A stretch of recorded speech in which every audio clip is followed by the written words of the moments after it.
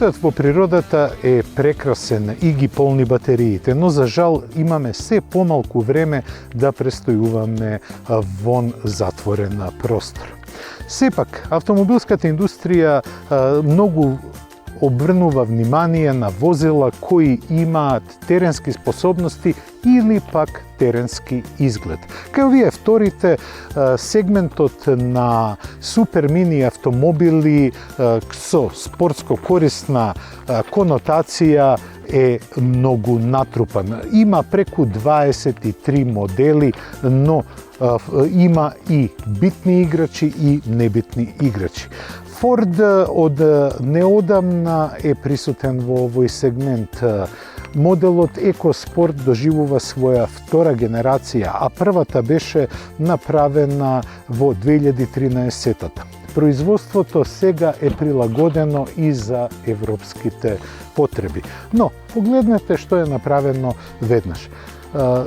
Задниот дел има добар простор во внатрешноста, односно во гепекот, околу 360 до 380 литри, но ставањето на отварањето на оваа врата е непрактично, особено за користење во градски услови. EcoSport има своја мисија, а тоа е да продаде што повеќе модели на европскиот пазар. Во својата прва генерација EcoSport беше наменет за пазарите кои доправа ке раснат. Па затоа направени се 4 фабрики, една во Кина, во Тајланд, во Индија и во Бразил. Сега втората генерација на EcoSport е стокнена по европски, бидејќи Ford не ќе да продава само во Јужна Америка и во Азија. Една од главните одредби на Ford во својата филозофија на производство на автомобили е ергономијата. Иако EcoSport во изворната фаза беше замислен за поевтините пазари, ергономијата секогаш беше запазена. Во втората генерација на тест ја имаме изведбата ST-Line, што значи дека треба да е врвот на понудата по однос на естетиката и употребените материјали.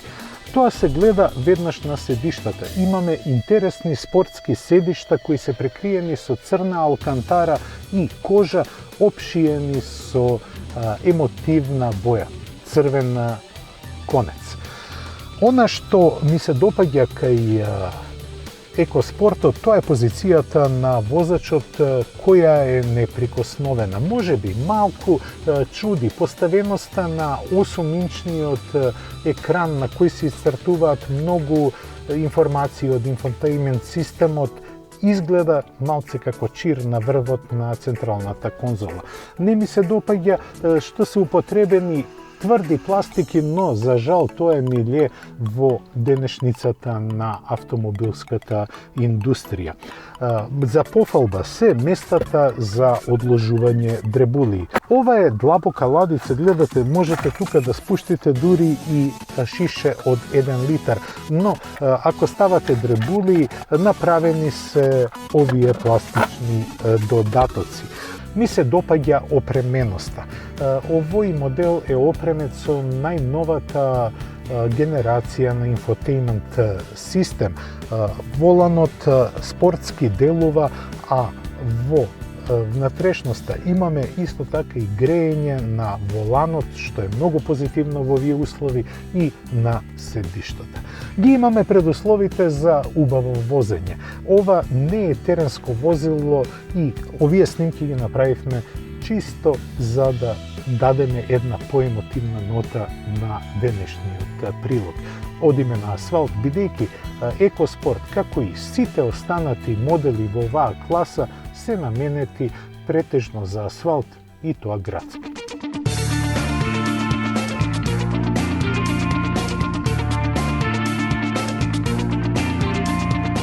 Теренски стокмената каросерија е поставена врз база на малата Fiesta, која впрочем е една од најдобрите во својата класа според однесувањето и управувањето.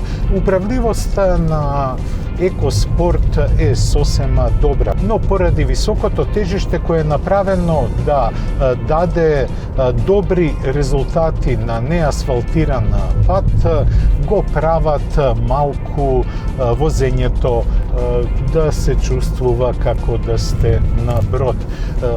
Кога има посилни свиоци, тогаш евидентно е дека морате да работите повеќе со воланот, бидејќи наклонувањето на каросеријата е изразено.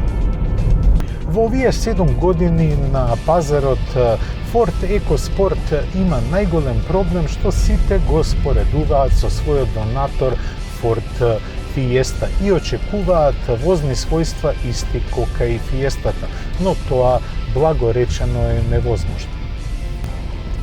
Возните својства на втората генерација на EcoSport се во голема мерка подобрени во однос на претходниот. Се гледа дека инженерите на Ford вложиле многу труд и знаење како да ги спојат високото тежиште и одличното подпирање кое е направено за Fiesta.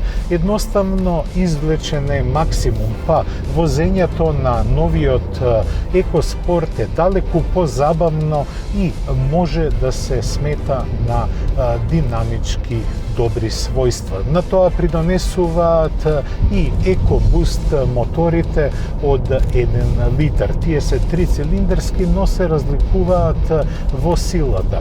Послабиот од 123 конски сили го движи моделот што го имаме на тест.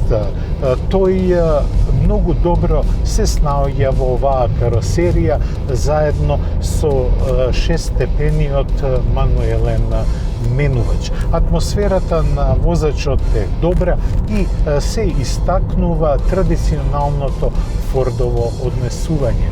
Дека, што се однесува на возните својства, синиот овал не ќе да попушти. Тој е еден од најдобрите мејнстрим производители кои обрнуваат многу внимание на подвозието. Сегментот на субкомпактни, односно супер мини возила, од кои се извлечени модели на спортско корисни возила е пренатрупан.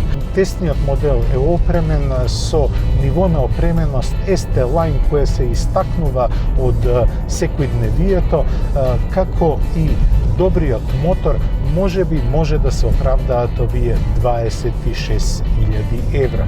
Проблемот на сите овие возила е што се скроени да бидат трендовски, а не да излезат во пресред на желбите и потребите на купувачите. Сепак, производителите, иако се надпреваруваат во еден извонредно конкурентен сегмент, имаат своја приказка за овие возила. Од нив не отстапува ниту EcoSport, кој, ќе повторам, со својата втора генерација покажа дека Ford не е ориентиран само на производство на мејнстрим автомобили кои ќе ги задоволат основните инстинкти. Напротив, со ST-Line EcoSport покажува дека има капацитет да биде и во врвот на сегментот.